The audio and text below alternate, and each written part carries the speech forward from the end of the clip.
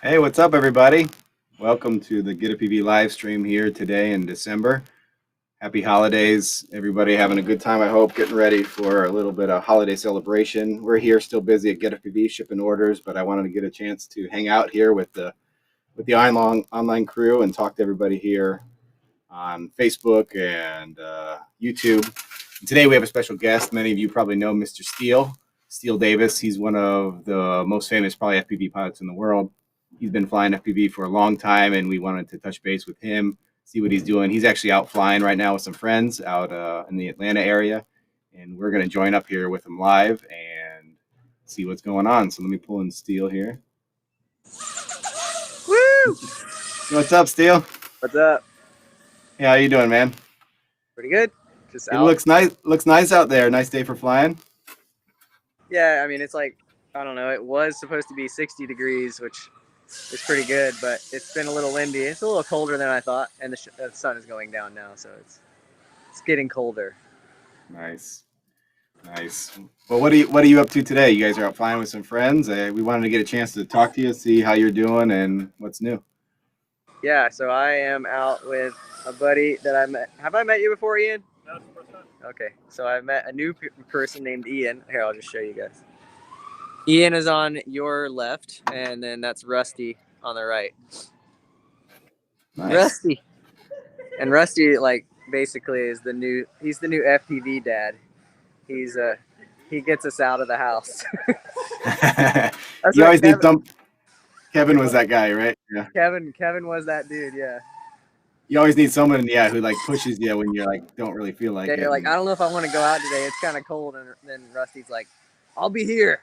Show up if you want. And I'm like, all right, I'll see you there. So, nice. Yeah, that's what's going down right now. Cool. Have you already flown some today, or not yet? I have flown one battery at this particular spot. We're at a campus. We're at a school campus, and we're just like going around here. I'll do like a circle so you guys can see.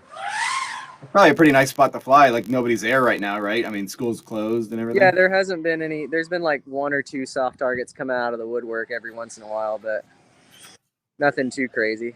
I like the stair sets. There's like two stair sets back over in here with this golf cart at the bottom of them. So nice. Yeah, that looks like fun. You can kind of see it. Have you been to this spot before? No, I've not been here before. This is kind of far from my house. This is like an hour and a half right now with traffic. It's like an hour if there was no traffic. But awesome. We got a bunch of people joining us already. There's like 50 something on the live stream. People are chatting, so we'll chat for a little bit between us, and then we'll maybe answer some questions for people that have questions for Steele. So if you guys have any questions while we're chatting here, put them in the comments so we can ask Steele and see what's going on. So Steele, I want to get a chance to talk to you a little bit. I know you recently kind of switched over some of your gear that you fly with most often related to flight controller and ESC. yeah, and that's Fettec, is that right? yeah. So I've been flying KISS for a long time, as people probably know, and in the last few years, I've been, I switched from the 18 amp to the 18 amp to 30 amp ESC, and then to a 24 amp, and then down to their 25 amp ESCs, and none of them are rated to 6S, but I was using them with 6S, and there's been a lot of people that have had issues with, certain ESCs.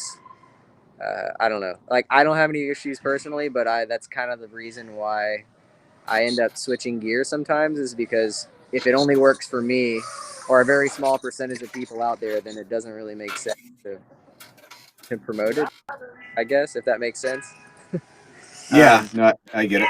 Like, if I can build and it works perfectly for me, that's great. But if you got all these people that are like, I want to build a Mr. Steele quad, and then they turn it on and it explodes, then that's not really cool. But I haven't, that's been kind of a hit or miss thing. I haven't seen it personally. I've built probably 80 Mr. Steele quads in the last few years using the KISS V2 and the KISS 25 amp ESC, and I've never had a single issue.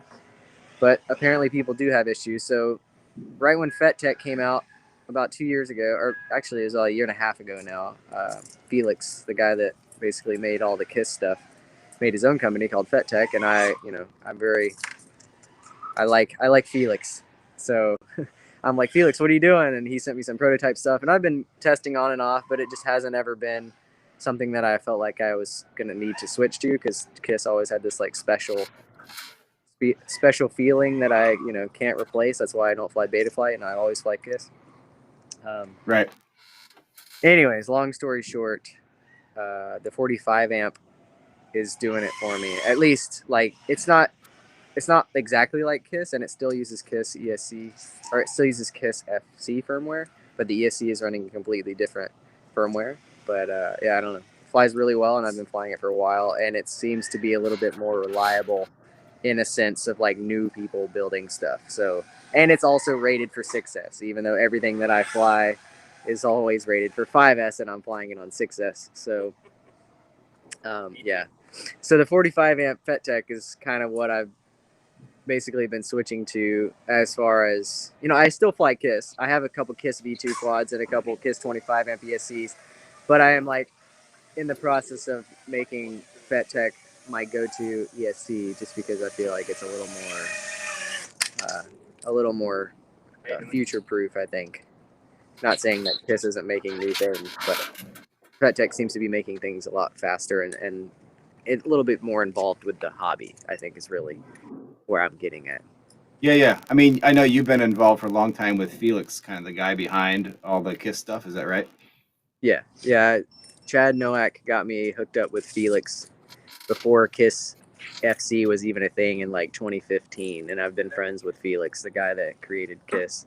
If you look at all your Kiss stuff, it says Felix Neeson on it, or it says F Neeson, which is Felix, and he's the guy. Yeah, a lot of people probably don't even know that. Yeah, that's true. Yeah, so he's the guy behind Kiss and Fettec. So he's like a good friend of mine, and I enjoy what he creates.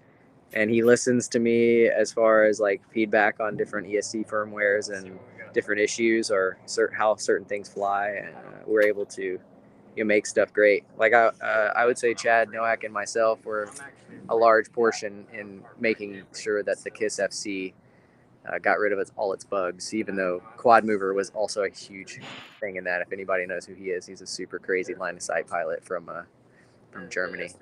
Yeah, he's got like magic ability. It seems like when he flies line of sight. I remember watching those videos. I mean, he flies FPV too, and he's a killer pilot. But watching him fly line of sight is really his that's his forte. I go crazy watching it because it's stupid. It looks like he's flying with his eyes closed because he has it so memorized. Like in just terms like of, he listens and just listens for it and where it is in the air and makes adjustments based on that. Yeah, incredible. Well, that's cool. Thanks for the background related to the Fettec and Kiss and stuff like that. I know my pilots here, and some of the guys that have been building the RTF that we have in the store that has like all your parts and stuff in it. Yeah. They told me recently you've ruined FPV in terms of what they're used to, because your RTF flew so well, like the tune and how it felt. He wants to switch all this stuff over now, he said, because he's been flying Betaflight. And I mean, he's a good pilot, and the gear he has is good. It's not like it's bad.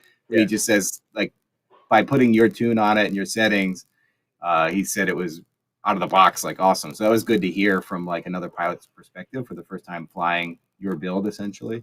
Yeah. So that's cool to hear. And the only thing he wasn't used to, he says, was your rates, that they were a little more sensitive than he was used to. Yeah. But I think that's part of your style, just how you fly and with that rate and kind of. Yeah, it's a combination. I think a lot of people don't understand that, you can build a good quad out of any parts, but the best quads are like a combination of a certain type of parts to go for a certain thing. And for me, I'm looking for like an organic feeling aircraft that is very predictable, and predictability is hard to do with a mini quad because you're constantly crashing it. Like if you're crashing a mini quad and then you got a bent bell or a bent prop or something, like, is it going to be as predictable as it was before you had it, or when it was a brand new build?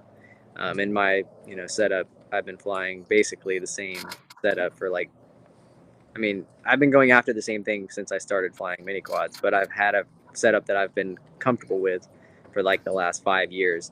And I've just been tweaking it since then with, going from 4S to 6S and like changing KVs and motors to get a little bit more, going with a lighter weight prop, going with a little bit larger diameter of a prop, and, losing weight, making the frame stiffer, like just trying to incrementally make things better and better. And eventually it's gotten to the point now where Like, I don't know if I'm going to be flying an Apex 5 years from now, but I probably would.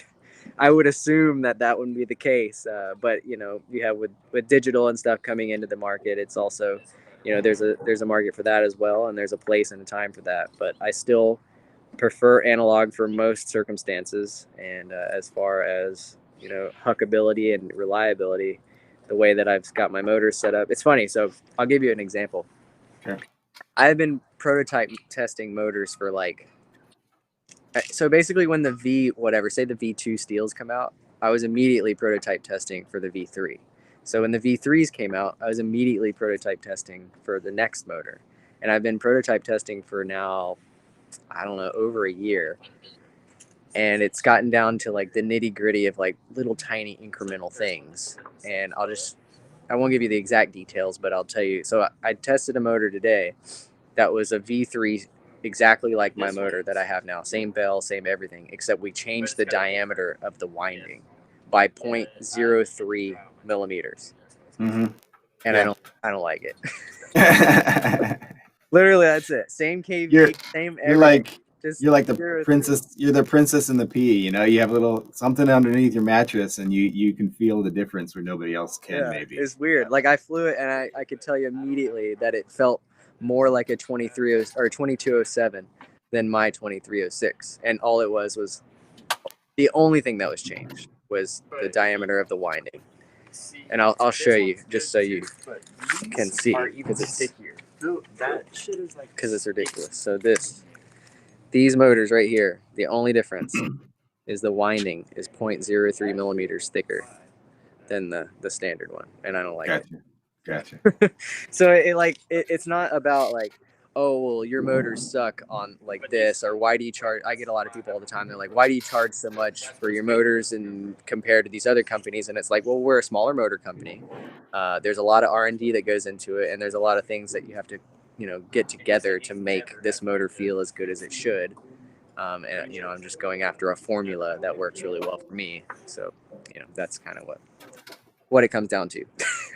Cool, man. Yeah, I mean, I know you spend more time than most, if not any, in terms of your, like you said, the product development, the R&D time that you do in testing and kind of fine tuning to make it what you want, which I think goes far and beyond most people.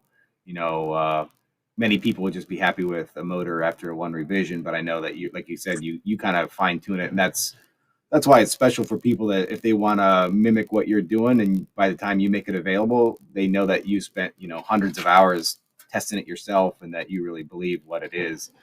Yeah. From a manufacturer standpoint, that probably drives people crazy. You know, if I'm trying to build this part for you and it takes me a year to do a motor, it's like, man, I wish Steele would just make up his mind, or we would get it right the first time. But I think in the long run, that's what makes, you know, you and ethics and your brand special to that degree, that you guys put that effort and work behind all your products. Yeah, well, we try as much as we can. Obviously, we can't spend crazy amounts of time. I mean, I've spent way too much time on certain products. Like the heated lipo bag took 2 years to make. Luckily, they don't pay you by the hour. Yeah. Yeah, luckily. Yeah.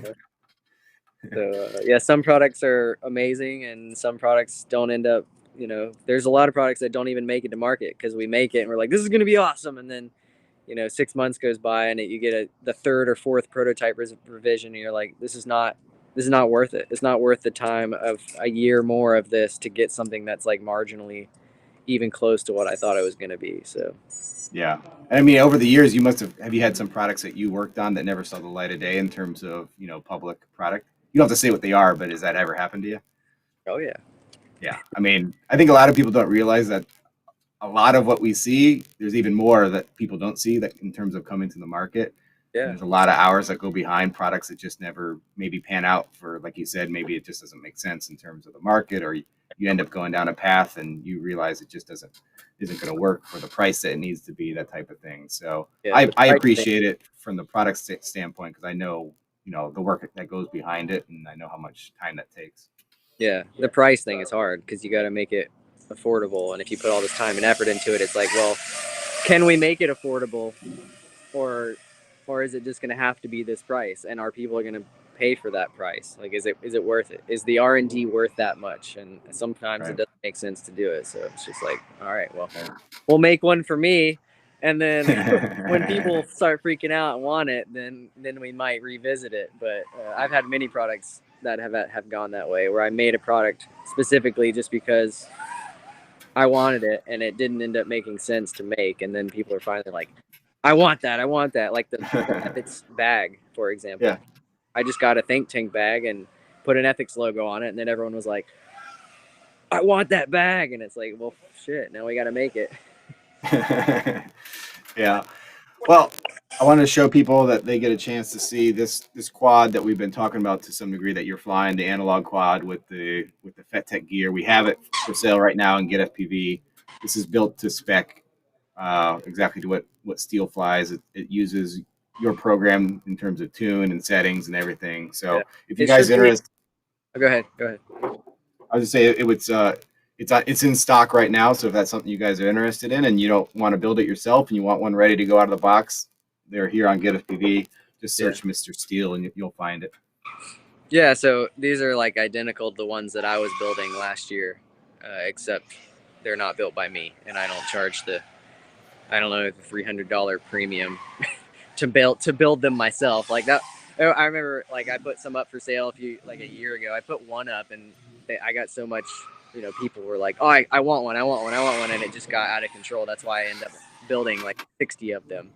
And I'm charging like $1,100 for the ones that I build, but it's not because the parts are worth that much. It's because I'm physically building it by myself. I don't have like a troll factory that's building these things for me at my house. Like I'm physically having to do it, and it's a pain in the butt. So I gotta build it, I gotta test them, I gotta source all the parts, and obviously that doesn't sound hard, but I have to get all the parts from different places.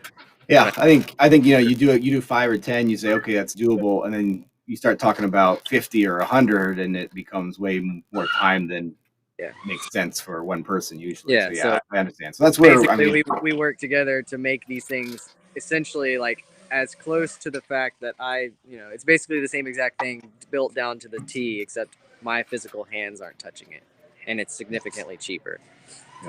Yep.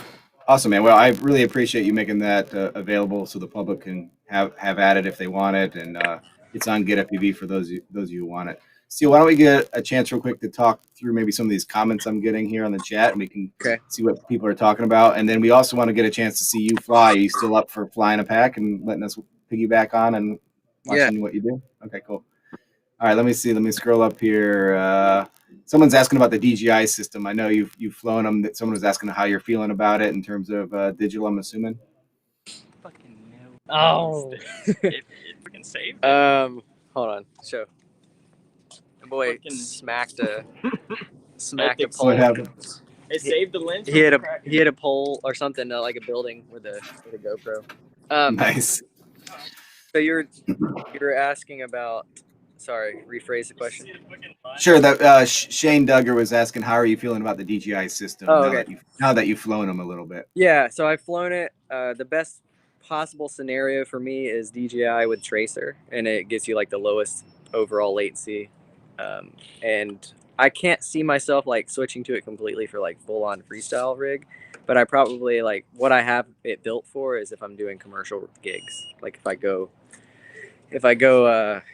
somewhere where they want me to fly and they need like a video for, what do you call it, video village, where they like stream out to this. Hold on, I'm trying to get this thing off my screen. There's a private chat thing up. I can't see what's going on. Oh god, now it's completely gone. You there? Yeah. Anyway, so DJI, I love it for certain circumstances, but I just don't like. Personally, I still think analog is faster, even though on paper it doesn't seem that way. And I'm not sticking with it because I have any financial gain over sticking with analog. If anything, it's hindering me. But I can't fly the way that I like to fly with DJI, if that makes sense. So yeah, I like a certain flippy-floppy ratio, and I can't do that with as much confidence with DJI, so I still fly analog when it comes to that and like freestyle. But for everything else, beginners, people flying for commercial reasons, people that want to be able to see what they're actually flying around, or going far away and not having to deal with super gnarly breakup or being scared to fly places, like DJI is the best. And I'm actually working in tandem with Impulse RC right now to make a specific DJI quad. It'll be like an Apex variation that will work better than the current setup. So, Oh, nice. I bet people are going to be excited about that. That'd be an awesome one to have. yeah. Let me see some other questions here. Tyler Cole had asked, has there been a prototype you expected to be bad that really surprised you? Expected to be bad. Maybe something that you were working Yeah, on, yeah. you weren't that excited about, but then it like surprised you that it was really good actually or something. Yeah. I mean, the ND filters that we have, I didn't think they were going to be very good, and they're very good. The stick-on NDs, like I'd been talking about that forever, where you take like a literal. Like window tint or something? Yeah, well, no, it's like a tempered glass screen protector, which I Yeah. all of my GoPros to protect the lens. Like that's saved me so many GoPro screens or so many GoPro lenses, especially on the session, because those tempered glass things break. But yeah, those things. But that one's like a tempered glass. Yeah. But it's actually an ND filter rather than just a piece of clear glass. Right. So it had two purposes then. So it's the protection and it also helps with the And ND, it's got an the ND. neutral density. Yeah, for the So, like, and it's restickable because it's friction. It's a friction application. So you can take it off and put it back on. Like, honestly, with a session, it's kind of hard to do. But we made them for the Hero 7 and Hero 8 as well. So it works with a 5, 6, 7. And then they have the Hero 8 ones as well. And those all are like, if you're on a 6, 7 or 5, 6 or 7, you can put it on a different cap and then screw it off and screw it back on. Or not screw it off, but twist it off. And then the session ones, I don't know, if you need an ND, usually people have more than one camera. So you put one with an ND8 on it or something out, and then you fly the ND8 when it's sunny, and you fly the non when you don't need it, I guess. I don't know. Yeah, that makes sense. Do you remember years ago, Tim Nielsen developed a protector called lens or layer lens for the GoPro? This was like for like and GoPro it like 2. strapped over the front and went behind it. Yeah, I mean, Yeah, it was like it was before Best Buy warranty or anything. So like people like were wanting a way to protect their GoPro because there was no replacement lens or anything. So it was one of the early ones. It's pretty rudimentary now compared to what you're talking about. But that reminded me of that product. Yeah. Yeah, it had like it went over the fore. It like literally suction cupped over the fore and like basically protected the whole front. Yeah, we CNC cut those in his garage, the original batches, and like would laser cut plastic out. It was a lot of labor, but we did it. Yeah, I remember. That's hardcore. Awesome, man. Let me look at a few other comments here, then we'll go let you fly. Let's see.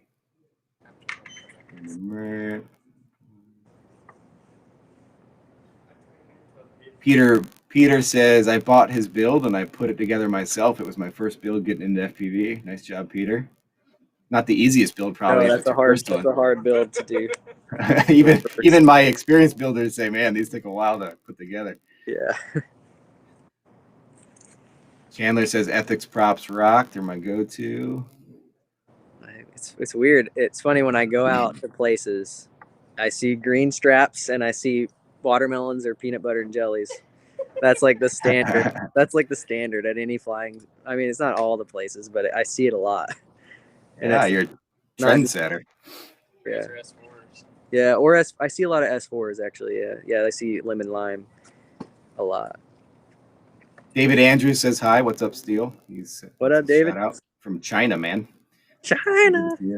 Good to hear from you, David. Oh, it's 5 a.m. over there. What are you doing?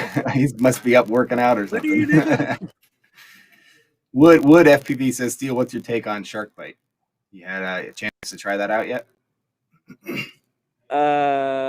If you have FPV already, I wouldn't even consider it. If you aren't into FPV, I would just buy DJI. There's not a place for it in my book. Like, what is it doing? It doesn't do anything. Like, if you're going to fly analog, just fly analog. It's marginally better than analog, but you're locked down to one specific video transmitter, and you have this giant bubble on the front of your goggles, which makes them even less portable. So it's like, there's no, again, I've worked with Fat Shark since the Dominator 1, and I have nothing against that company at all. I don't see a place for it.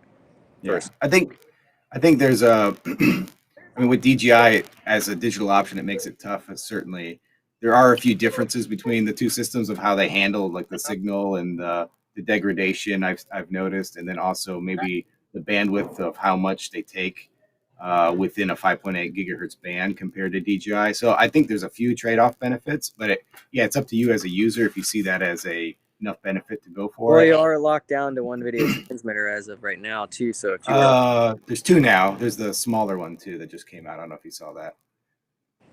If you're into racing, you're gonna run a smaller transmitter than what's available, even if it is small. It's still not as small as like a tiny nano transmitter like you're gonna put into a race rig. Like I feel like 90% of the people that fly the analog now are either people that just don't want to jump to DJI because they don't like the company, or it's because it's too expensive, or because they're waiting for version 2 to come out, or they're hardcore racer or freestyle pilot and they need that extra latency reduction to be able to be competitive. Everyone else should be flying DJI for the most part. So I don't know. And the reason that I fly analog, like, it is cheaper, I guess, if you buy goggles that aren't $500, like the HDO2. But yeah, I don't know, man. It's a hard sell anymore. I don't even try to tell people what to buy. I just say, look, if you're getting into it, just buy DJI, just because you're going to have a better experience and it'll keep you in the hobby longer. Yeah, that makes sense. Hey, why don't you go get ready to fly, and I'll keep looking at some of these comments, and you want to talk a little bit while you fly? Is that all right? I don't know. I don't know if I can say any words while I'm flying. That sounds real hard. Can you walk and chew gum? No. I can't even walk and talk. If you haven't noticed, I've had to stop every time. Hey, for those of you just joining us, we're here with Mr. Steele live. He's out flying an epic spot outside Atlanta, it looks like, and he's going to give us a little peek into what he's doing. We gotta put it inside a goggle. Is that right? That is the plan. Yeah. You got your goggles? That is the plan, but I don't know what. Hold on, let me turn this and get rid of that, and then can I flip this camera around? Flip this one down. I don't think you can. Ooh, video input. Ooh, that front camera. That back camera. There we go. There you go. Nice. Whoa. Let's see. Can you even? This might work. Oh yeah, you guys can see all the things right now. we see a few colors. Andy, are you still there? Yeah, you're gonna have to you're gonna have to put it upwards. Andy. Yeah, what's up? Just put that around. You can't flip the screen like that. Andy, are you there? Yeah, I'm still here. I don't hear him. Uh-oh. Hello? Hello. Hey, Steele. No. Hold on, let me see. Default. Andy. Hi, can you hear me, Steele? Steele. Andy! Hello. Hello. Where did you go? I'm right here. Oh, he's there. Okay. Are you there? Yeah, I'm here. Okay. Oh, that's all. What was that? All right, let's see. Try to do this one. Flip it like that, maybe. Oh, there you go. It's kind of working. Is that working? Let's see this beat. Hold on. What is this? Get this out of here. There we go. That's kind of working. Yeah. It's gonna slip though. That's fine.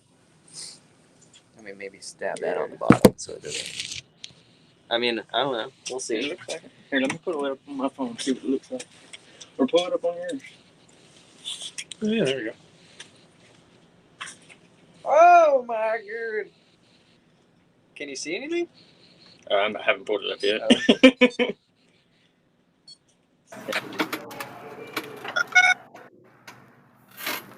Andy, you there? You there? I'm here. Can you hear me, man? See the screen? Yeah. Yeah. Screen looks good. Yes, sir. Well, it's fucking crash. There you go. Is it working? Yeah. Cool. I'm all cold now because I haven't been moving around. How's the reception? It's pretty good. Yeah, not bad.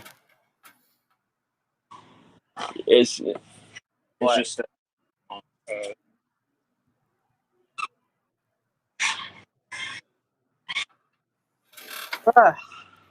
So you got any questions? I can kind of talk on the fly.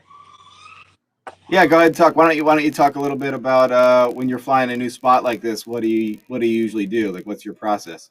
Well, as many flippy floppies as possible. Yeah. But really, I just kind of go to where I think. I mean, I have an idea of a spot. Like right here, when I was like, I went up these stairs and I was wondering if I could dive in down the stairs right here. I mean, obviously, it would be sick if you could just power loop up through here. But I am not that brave right now, especially because I'm shaking because I'm cold. Yeah, that little dive right there. And then also, I like this section over here is pretty rad.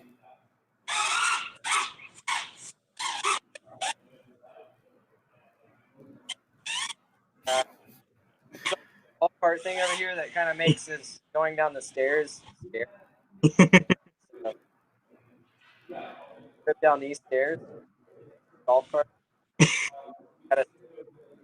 It seems like it's easy, but it's not. God damn it, all over the place. Ah!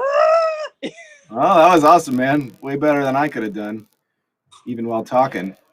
The feed, I think the feed gets most of it. We skip in and out every now and then. It's a little jerky, but it looks good. You get the gist of what's going on.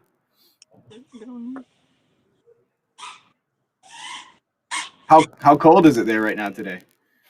It's not very cold. Probably in the 50s right now, but we're in the shade. So I was about to say probably about 45. yeah, it's probably dropped a little bit in the last. Sun went down. We can do. I want to do these stairs. Get them. Whoa! Oh. My thumb is like seizing because I'm cold.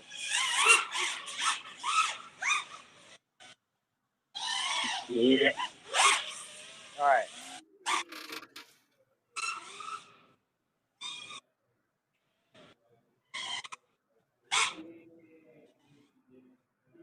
My thumb is like acting real slow.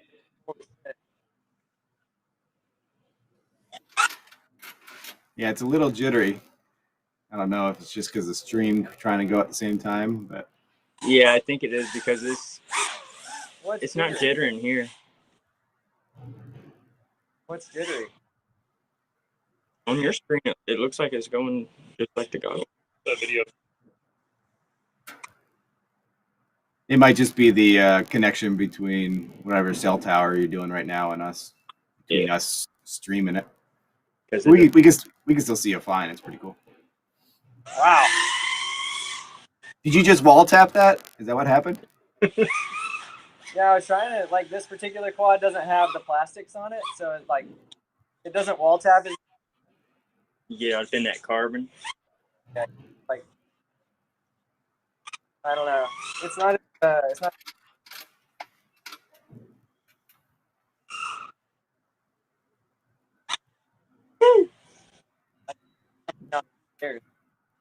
Ian wants to get hit.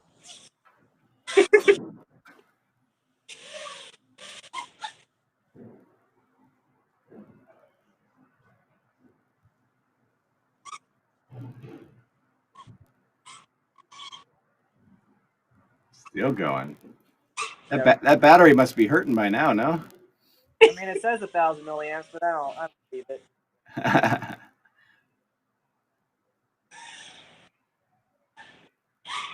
This is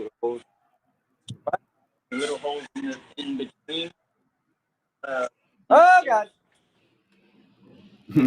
End of flight. There you go. Turtle mode. Hold on.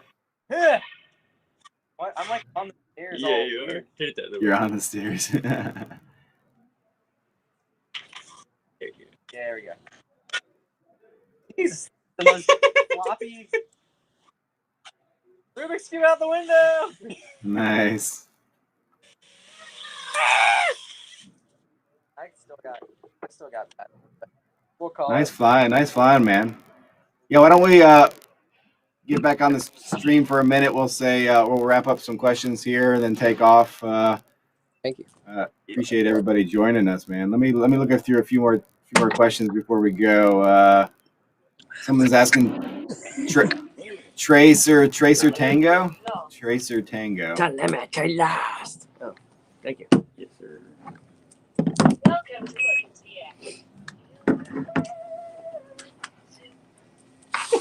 What was that?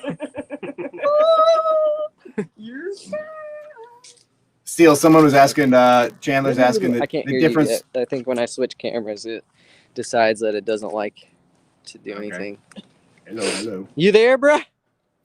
I'm here. Can you hear me? There you go. You're back. That's what happens. Chandler was asking the difference, in your opinion, between Crossfire and Tracer. Hold on, you're probably good now. Speak. Difference between Crossfire and Tracer. I hear Crossfire, but I can't make out what else you're saying. It'll fix itself Crossfire in a second. There it goes. What'd you And say? Tracer. The difference between Crossfire and Tracer.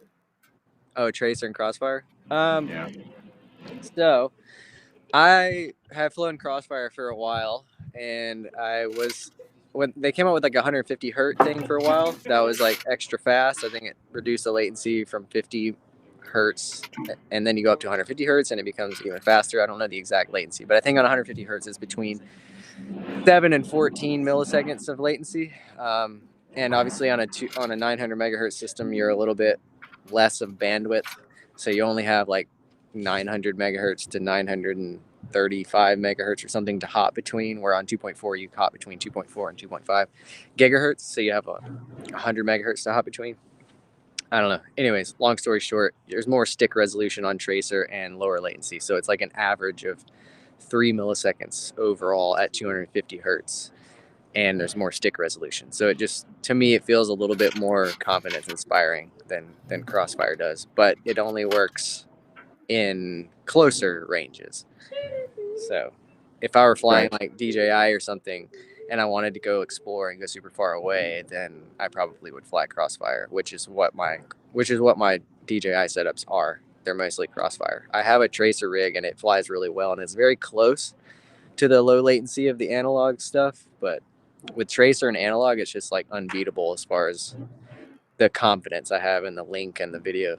So Yeah. Would you compare it anyway? Do you remember the switch from like PPM to S bus, and then all those jumps that we did with receivers back in the day? I mean, I remember the PPM feeling normal, and then you think back of like, holy cow, how did I fly like that? Yes, so it's incrementally better. So I would say like PPM to S bus was a pretty substantial leap, and then S bus to Crossfire, depending on what you're doing, because obviously like certain 2.4 links you don't really get a lot of range with them, and that's like the advantage to going with Crossfire, is you can fly kind of far away and the latency is kind of low, so that's why Crossfire filled a lot of holes.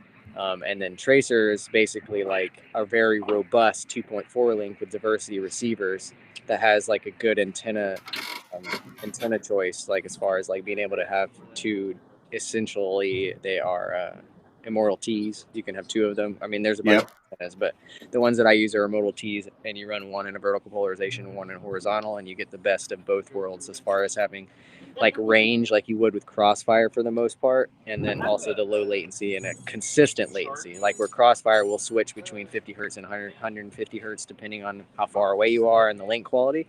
Well, Tracer's like 250 all the time, so it's like super consistent, and that's why I like it. Like anything that's variable doesn't really make FPV easy. That's why like DJI for the longest time I was like, it's got variable latency, like that doesn't help me. If I'm doing a flip 15 feet away from me, it takes a certain muscle memory to do that, because it's based on thing.